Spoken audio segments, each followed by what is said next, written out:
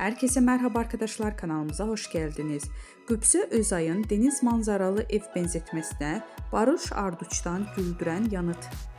Mutlu evlilikleriyle örnek gösterilen çiftlerden olan Qübsə Özay ve Barış Arduç çifti bu kez esprili açıklamalarıyla gündeme geldi. Özay'ın YouTube programında yaptığı samimi yorum sosyal medyada konuşulurken Arduç da gelen sorular üzerine eşiyle ilgili sözlere eğlenceli bir şekilde karşılık verdi. Özel hayatlarını gözlerden uzak sürdürmelerine rağmen uyumları ve enerjileriyle sık sık gündemde yer alıyorlar. Başarılı oyuncu senarist Qübsə Özay konuk olduğu bir YouTube programında hayranlarından gelen yorumları yanıtladı. Bir takipçisi Qübsə her sabah kocama bak be diyordum şeklinde bir yorum yapmıştı. Özay ise esprili bir dille şöyle yanıt verdi. Bir ara diyordum, artık demiyorum.